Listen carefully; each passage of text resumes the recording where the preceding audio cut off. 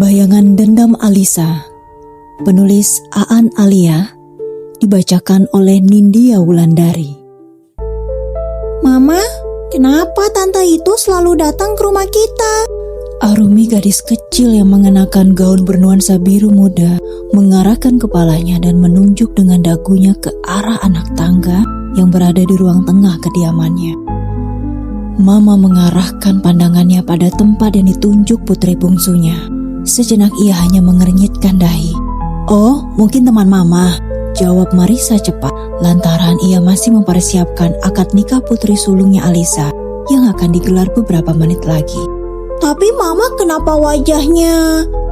Seketika mulut Arumi terkunci saat wanita yang ia ceritakan pada mamanya mengarahkan pandangan tajamnya pada Arumi. "Wajahnya kenapa, Arumi?" Marisa mensejajarkan tubuhnya dengan putrinya yang berusia 5 tahun. Arumi hanya menggelengkan kepalanya. Ia merasa diberi pandangan intimidasi oleh wanita yang dilihatnya duduk di anak tangga. Sedangkan Marisa kembali sibuk dengan tamu undangan. Sementara di kamar Alisa, detak jam dinding yang terdengar sangat lemah kontras sekali dengan detak jantung Alisa yang berdegup kencang. Bahkan gadis itu beberapa kali menggigit bibir bawah dengan kedua mata terlihat sendu. Seusai perias pengantin pergi, ia berjalan mondar-mandir dalam kamar yang berukuran 10 x 20 meter sambil menggenggam gawai di depan dadanya. Beberapa kali ia menekan tombol call sebuah nomor, tapi si pemilik tidak juga menerima panggilannya. Namun tak lama setelahnya, Alisa menangis sesenggukan setelah membaca sebuah pesan WhatsApp. Di hari pernikahannya, Alisa harus menerima kenyataan bahwa Iqbal, sang mempelai pria, membatalkan pernikahannya 10 menit sebelum acara akad nikah dilaksanakan. Bukan itu saja, Alisa kembali harus menelan kekecewaan bahwa laki-laki yang telah menjadi kekasihnya selama 2 tahun telah memutuskan secara sepihak, ternyata pergi bersama seorang wanita yang tidak lain adalah Ria, sahabat Alisa. Alisa melempar gawai yang semula dalam genggamannya ke arah dinding kamar.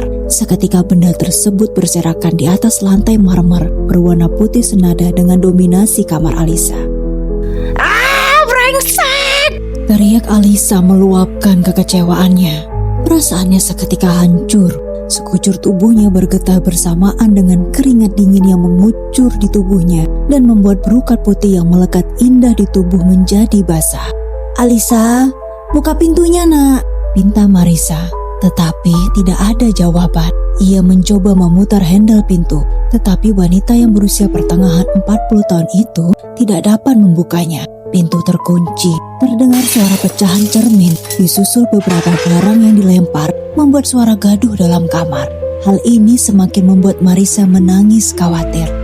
"Alisa, ini Mama, Nak. Buka pintunya, Alisa." Suara Marisa terdengar lirih lantaran menahan tangisnya dan berusaha kuat untuk putrinya. Rupanya Marisa sudah mengetahui bahwa Iqbal membatalkan pernikahan. Laki-laki yang memiliki tinggi 176 cm dengan kulit sawo matang itu juga mengirimkan pesan teks pada Marisa. Segera pihak keluarga Alisa menyampaikan pada para tamu undangan dan juga penghulu bahwa pernikahan telah dibatalkan. Seketika berita itu menjadi buah bibir untuk Alisa, terutama di sekitar kediaman Alisa dan juga rekan kantor Alisa. Marisa masih berusaha membujuk Alisa untuk membukakan pintu kamarnya.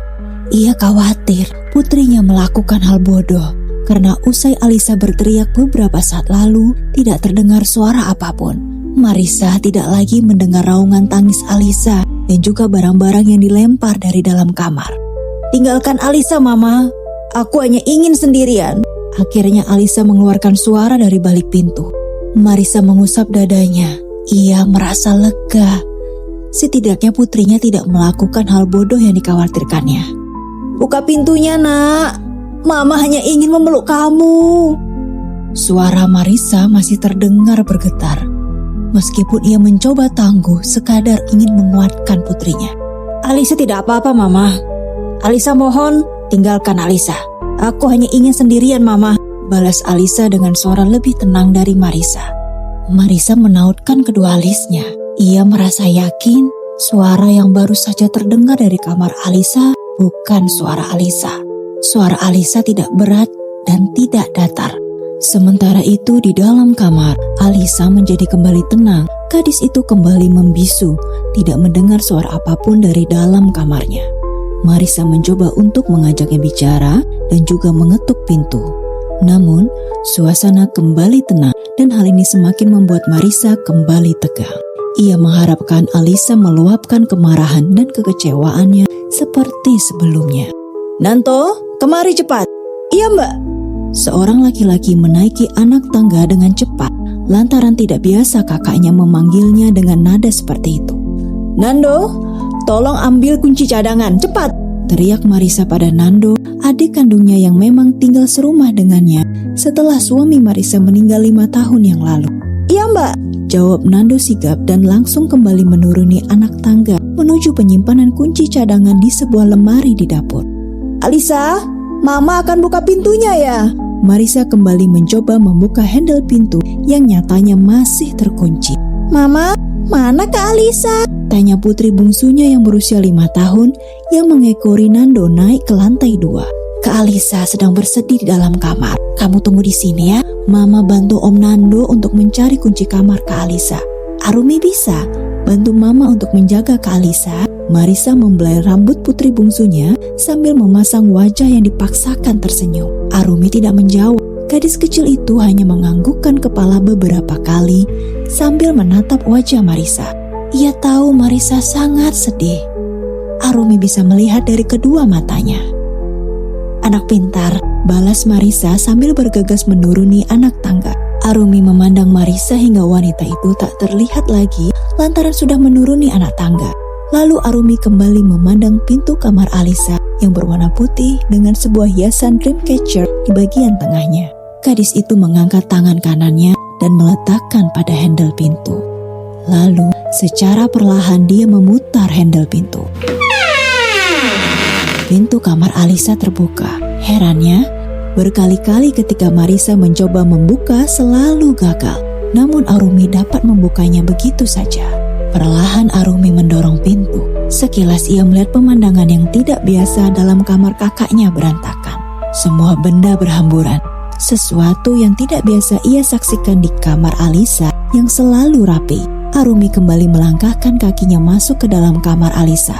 Ia melihat Alisa tengah terlelap di atas tempat tidur, layaknya seperti dalam dongeng Putri Salju. Begitu tenang, kakaknya masih mengenakan kebaya berukat putih. Sementara itu, di kursi meja rias yang berada di sudut ruangan dekat jendela yang mengarah ke balkon, terlihat seorang wanita berpakaian anggun, tengah duduk sambil menyisir rambutnya yang terurai indah hingga punggung. Wanita itu tersenyum ke arah Arumi. Ia mengenakan gaun putih berbahan satin dengan satu tali di bahunya. Wanita itu sepertinya berbeda dengan wanita yang dijumpai sebelumnya di anak tangga beberapa waktu lalu. Wanita yang kini dilihatnya begitu cantik dan anggun. Mungkin dia adalah teman mamanya seperti yang disampaikan Marisa. Tante, temannya mama. Arumi melangkahkan kaki kecilnya ke arah wanita itu. Wanita itu tidak menjawab. Ia hanya menganggukkan kepala dengan senyum indahnya. Sesaat kemudian, dia meminta Arumi untuk mendekat padanya dengan gerakan kepala dan juga tangannya. Arumi ragu karena ia mengingat ucapan Marisa bahwa mungkin saja ia adalah teman Marisa, maka Arumi mendekatinya. Namun, saat Arumi melangkah kedua kakinya, sosok wanita berwajah seram dilihatnya di anak tangga, terlihat dari pantulan cermin meja rias Alisa. Wanita berwajah seram mencoba menghujamkan sebuah senjata pada wanita yang ada di depannya. Arumi berteriak sejadi-jadinya. Hanya hitungan detik Arumi berteriak, Marisa dan Nando sudah berada dalam kamar dan menghampiri Arumi yang menutup wajah dengan kedua tangannya. Arumi, ada apa? Marisa spontan memeluk tubuh mungil Arumi. Teman mama. Tadi teman mama mau ditusuk sama tante yang wajahnya seram. Arumi berbicara sambil menangis dengan kedua tangan yang masih menutup wajahnya. Teman mama, tante wajah seram. Sekilas Marisa dan Nando beradu pandang. Keduanya tampak kebingungan dengan jawaban Arumi. Teman mama yang mana, Arumi? Marisa menarik kedua tangan Arumi. Gadis itu masih saja menahannya. Mbak, Nando menginterupsi lalu mengarahkan pandangannya pada Alisa yang tertidur dengan make up yang begitu tidak biasa. Alisa mengenakan make up ala gotik. Nando, bawa Arumi ke ruang bawah, titah Marisa. Iya mbak. Nando langsung menggendong Arumi dan membawanya keluar kamar. Marisa segera mengarah pada sisi tempat tidur Alisa, lalu menggoyang-goyangkan tubuhnya. Alisa, bangun nak. Marisa cukup terkejut dengan kondisi Alisa. Biasanya putrinya cukup feminin dan tidak mungkin merias wajahnya dengan tema gotik seperti itu. Mama. Alisa akhirnya membuka kedua matanya secara perlahan setelah Marisa menggoyang-goyangkan tubuh Alisa sekian kalinya. Tidak ada satu kata pun yang keluar dari mulut Marisa. Wanita itu hanya memeluk erat putrinya yang masih terbaring lemah di atas tempat tidur. Marisa membelai rambut Alisa. Gadis itu mulai kembali meneteskan air mata. Seluruh tubuhnya bergetar lantaran sesenggukan. Tidak usah ditahan, Alisa. Kalau kamu masih mau menangis, menangislah. Mama ada di sini untuk kamu, ujar Marisa lirih. Seketika tubuh Alisa mengejang untuk sesaat. Marisa nyaris tidak menyadarinya. Ia berpikir itu masih reaksi tubuh Alisa yang menangis. Namun tidak lama setelahnya, tubuh Alisa berhenti bergetar.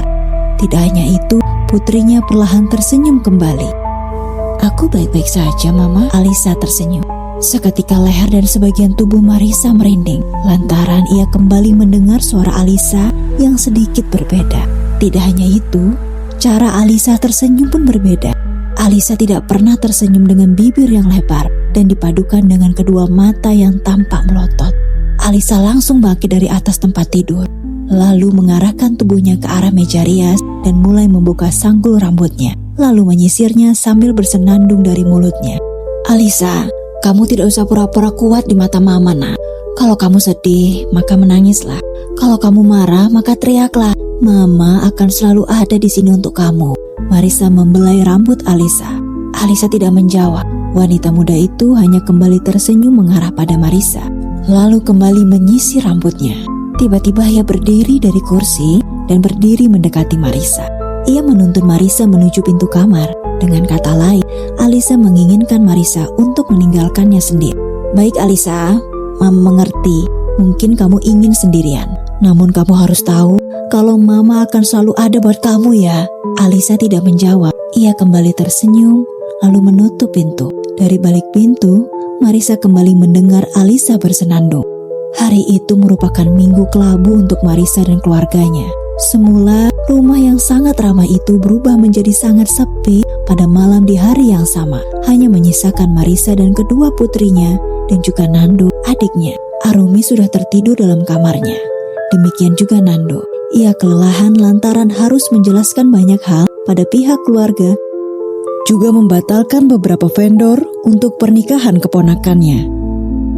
Keesokan pagi, Marisa memutuskan untuk tidak lagi mengungkit kejadian yang menimpa putrinya. Ia menyiapkan sarapan seperti biasa, ditemani Arumi yang sedang asyik bermain puzzle di atas meja makan. Pagi ini kita sarapan apa, Mama? Tanya Arumi sambil menyusun puzzle. Pancake blueberry, jawab Marisa ceria sambil memutar lagu anak-anak kesukaan Arumi. Yeay, kesukaan aku dan Kak Alisa. Betul sekali. Nanti siang kita makan di mall yuk. Sudah lama kan kita tidak makan di luar? Iya Arumi, apa teman Mama ikut? Arumi menundukkan kepalanya, kembali fokus dengan puzzle yang ia mainkan. Marisa mengernyitkan keningnya. Ia mengingat beberapa sahabatnya di kantor yang terus menguatkannya melalui pesan singkat di gawainya. Tidak, hanya kita bertiga saja. Kamu, Kak Alisa dan Mama, jawab Marisa sambil menghidangkan setumpuk pancake di atas meja. Sarapan sudah siap, lanjut Marisa sambil menuangkan segelas susu. Alisa, sarapan dulu nak. Suara Marisa sengaja dibuat kencang agar terdengar sampai kamar Alisa. Terdengar seperti seseorang mengenakan heels tinggi menuruni anak tangga, memaksa Marisa dan Arumi memalingkan kepalanya ke arah sumber suara. Terlihat Alisa mengenakan rok kulit hitam pendek yang melekat ketat di tubuhnya, lengkap jaket kulit dengan warna senada. Tidak hanya itu, riasan Alisa pun menggunakan warna yang senada. Sebelumnya Alisa tidak pernah mengenakan pakaian seperti itu. Alisa feminin dan sangat anggun. "Alisa, kamu mau kemana nak?" Marisa mencoba setenang mungkin. "Alisa mau keluar sebentar mama." Suara Alisa seperti biasanya manis dan anggun. "Ke luar? Mau kemana nak? Mama antar ya?" Marisa kebingungan. "Tidak usah mama, Alisa gak lama kok," jawab Alisa sambil duduk berseberangan dengan Arumi. Arumi menundukkan kepalanya dan hanya sibuk bermain dengan puzzle-nya. Tidak biasanya Arumi bersikap seperti itu. Ia akan langsung menempel pada Alisa dan pastinya meminta Alisa untuk mengajaknya juga. Tapi Alisa menghentakkan garpu dan juga pisau roti di atas piring, memaksa Marisa menghentikan kalimatnya. Tidak hanya Marisa yang terkejut, demikian Arumi. Gadis kecil itu langsung berdiri dari kursinya dan lari menuju kamar Nando yang berseberangan dengan ruang makan. "Aku sudah dewasa, Mama. Stop memperlakukan aku seolah-olah aku anak remaja." Alisa menatap tajam ke arah Marisa dan langsung meninggalkan meja makan. Tanpa menyentuh sedikit pun sarapan yang sudah disiapkan mamanya, ia menuju pintu keluar. Alisa membanting pintu. "Kenapa mbak?" Nando yang tengah mengucek-ngucek matanya tampak terkejut. "Alisa," Marisa menghembuskan nafasnya, seakan-akan ia tidak mampu bicara. "Biarkan saja dulu mbak. Biarkan dia mengobati lukanya dengan caranya sendiri. Alisa pasti akan kembali seperti semula nanti. Tapi Nando, mbak gak bisa membiarkan dia pergi sendirian dengan kondisi yang seperti itu." Suara Marisa terdengar putus asa. "Tapi Kak Alisa kan pergi dengan teman mama," balas Arumi sambil memeluk boneka Bani kesukaannya. "Teman mbak siapa? Mbak Dita atau Mbak Nina?" Nando kembali bertanya. Marisa terlihat bingung. Seingatnya, kedua sahabatnya itu tengah pergi keluar kota. "Enggak kok Nando, mereka juga gak bilang apa-apa sama mbak. Mereka pasti bilang kalau mereka mau ajak Alisa jalan, iya kan? Tadi kata Arumi, teman mbak ada yang menginap di sini, tidur di kamar Alisa." Arumi pasti salah lihat. Mungkin karena Alisa berpenampilan berbeda, jadi ia mengira kakaknya orang lain, jawab Marisa. "Iya juga," balas Nando sambil lalu dan menuju meja makan. Jam demi jam berlalu terasa lama. Sudah pukul 20.00 WIB, Alisa tidak juga kembali. Bahkan gadis itu tidak membawa telepon genggamnya. Marisa sangat cemas. "Mbak, sudahlah. Alisa sudah dewasa. Lagian ini baru jam 8 malam. Nando menenangkan Marisa sambil membuatkan segelas teh hijau kesukaan Marisa. "Perasaan mbak kok gak enak ya Nando?" Suara pintu utama terbuka. Terlihat Alisa yang tengah bersenandung kecil masuk ke dalam rumah. Alisa terlihat begitu senang dan juga terlihat senyum-senyum kecil. "Sudah pulang Alisa?" "Sudah Ma, aku kamar dulu ya, aku capek," jawabnya ketus sambil berjalan melewati Marisa dan Nando menuju anak tangga. "Alisa, berhenti dan duduk. Mama mau bicara," titah Marisa dengan nada tegas. Alisa berhenti lalu membalikkan tubuhnya sambil mengerlingkan kedua matanya, menandakan ia tidak menyukai perintah dari Marisa. "Duduk." Tanpa mengeluarkan suara, Alisa menuruti perintah mamanya dan duduk di atas sofa dengan wajah acuh. "Katakan pada mama, kamu dari mana? Dan kenapa kamu menggenggam pisau?" Nando tidak memperhatikan. Dan benar saja Alisa mengeluarkan sebilah pisau dari balik jaketnya dan meletakkan di atas meja.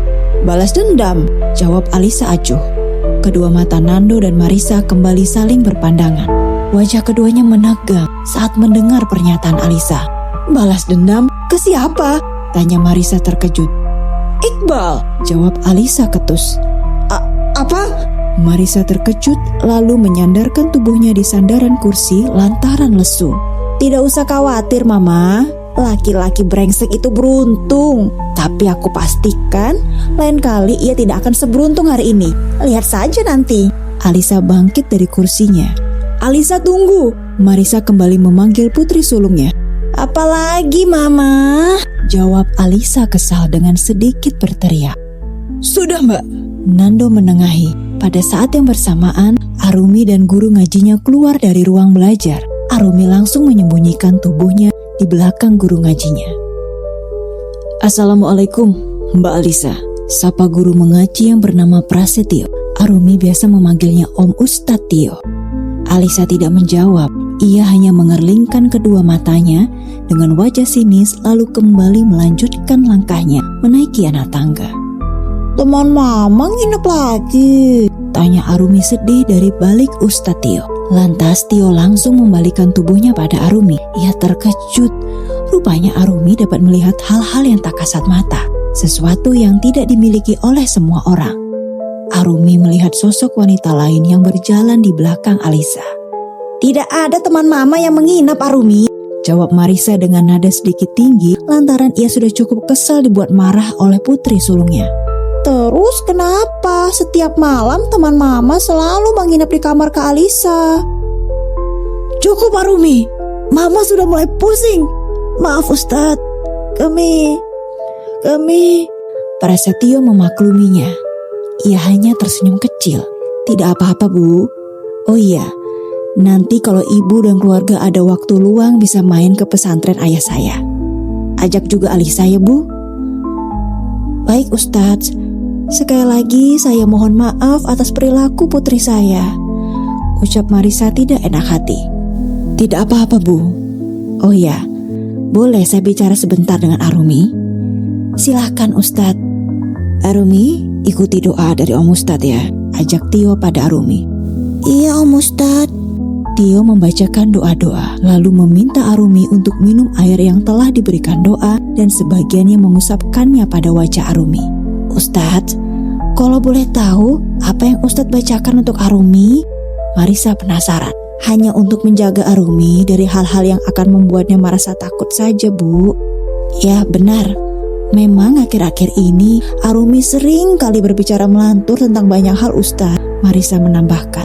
Tio hanya tersenyum getir, lalu menghadapkan wajahnya pada Nando yang juga teman kampusnya dahulu. Tidak lama setelahnya, Tio berpamitan sekali lagi.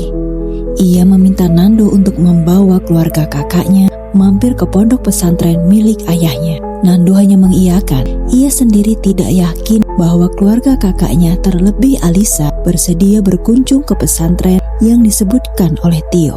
Baru saja Tio berpamitan, terdengar jeritan cukup kencang dari kamar Alisa. Sontak membuat Nando, Tio dan juga Marisa terkejut dan ketiganya lari menuju kamar Alisa. Namun kamar Alisa terkunci. Nando dan Tio berulang kali mencoba mendobrak pintu, namun tidak berhasil. Bagaimana ini? Marisa mulai panik. Suara teriakan dan lolongan dari dalam kamar Alisa semakin menjadi-jadi. Terlalu tebal, saya tidak mampu menembusnya. Jawab Tio pada Nando. Nando paham apa yang dimaksud oleh Tio. Nando baru saja teringat. Memang sedari keduanya kenal di kampus, Tio memang memiliki indera keenam. Kini ia baru saja memahami mengapa Tio bersikeras membawa keluarga kakaknya mengunjungi pesantren ayahnya. Arumi bisa membukanya. Suara mungil Arumi menyeraut dari kepanikan Marisa dan juga teriakan dari dalam kamar Alisa. Arumi, pergi ke kamar Biija dan tunggu Mama di sana. Marisa memerintahkan Arumi. Hanya Arumi yang bisa membuka kamar Kak Alisa, Mama. Kata Arumi dengan nada polos. Tiba-tiba Marisa teringat dengan peristiwa beberapa hari yang lalu saat pintu kamar Alisa terkunci dan tiba-tiba saja Arumi sudah berada dalam kamar Alisa. Arumi tidak takut? Tanya Tio tenang dengan wajah senyum. Arumi terdiam lalu menatap wajah guru mengajinya. Sedikit Om Ustadz. Jawab Arumi sambil menunjukkan ujung jari kelingkingnya. Arumi tidak usah takut, ada Allah dan Om di sini ya. Tio tersenyum pada Arumi. Arumi maju beberapa langkah dari posisinya yang semula di belakang, lalu mengangkat tangannya dan menggenggam handle pintu. Benar, pintu kamar Alisa terbuka dengan mudahnya oleh tangan Arumi, membuat Nando dan juga Marisa terkejut. Tidak hanya sampai di situ, Nando dan Marisa jauh lebih terkejut saat ia menyaksikan Alisa tengah melayang di udara dan menempel pada langit-langit kamar. Marisa langsung menangis histeris. Demikian juga Nando yang sama terkejutnya dengan Marisa. Tidak untuk Arumi dan juga Tio. Arumi melihat sosok wanita berwajah seram di sudut kamar, sedangkan sosok wanita anggun di sudut kamar lainnya.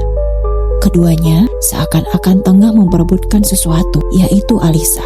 Tio langsung membacakan doa dan juga berdialog menggunakan batin, sehingga tidak dapat didengar oleh Marisa dan juga Nando. Terdengar jelas oleh Arumi dan juga kedua makhluk dalam kamar Alisa tersebut. Bola-bola bersinar keluar dari tangan makhluk berwajah seram yang membiarkan wajahnya tertutupi oleh rambutnya yang berantakan.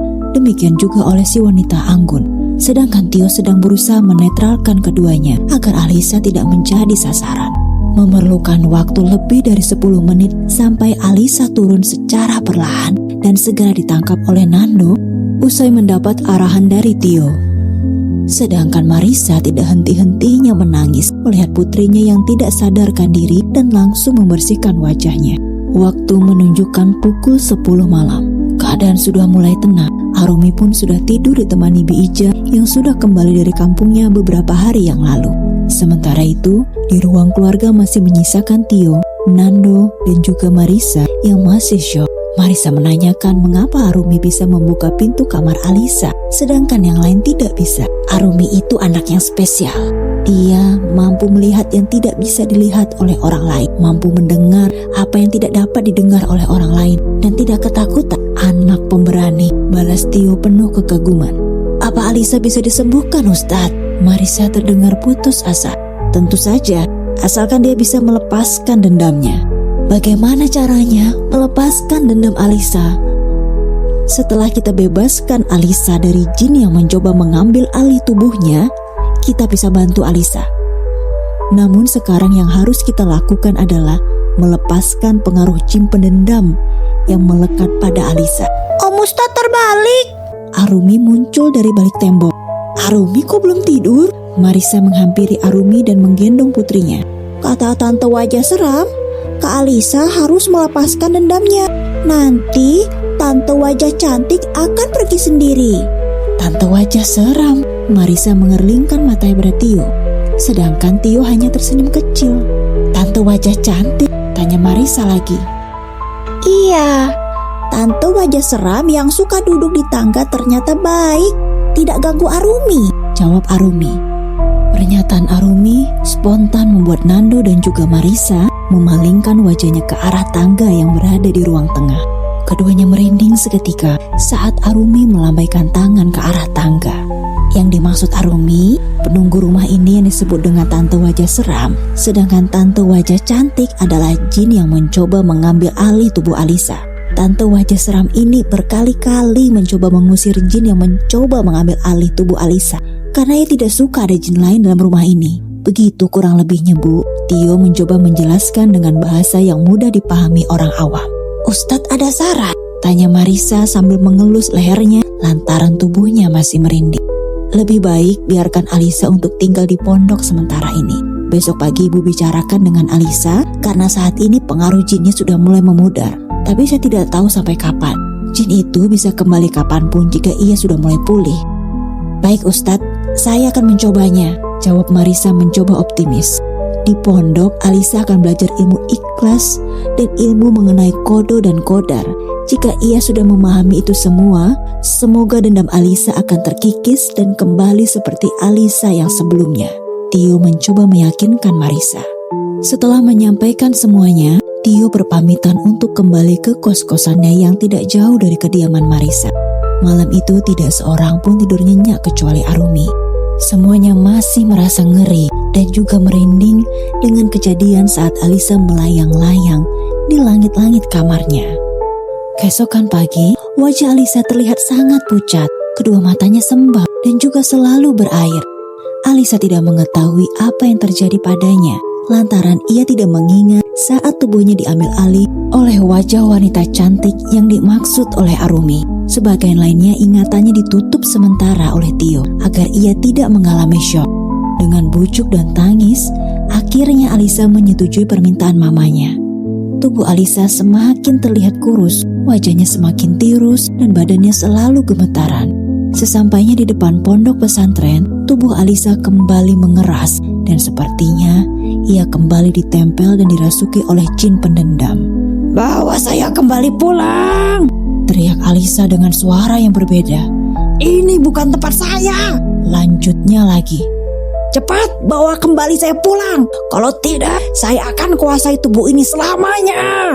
Tidak lama kemudian, Tio dan ayahnya tiba di halaman pondok. Setelah Nando menelponnya untuk meminta bantuan lantaran Alisa kembali bukan menjadi dirinya sendiri, Pak Mustafa, ayah Tio, langsung membacakan doa lalu meminta Marisa untuk mengusapkan air yang telah diberi doa tersebut ke seluruh tubuh Alisa. Seketika itu, Alisa kembali tenang. Jiwa dan mentalnya benar-benar diserang. Kita harus memulihkannya.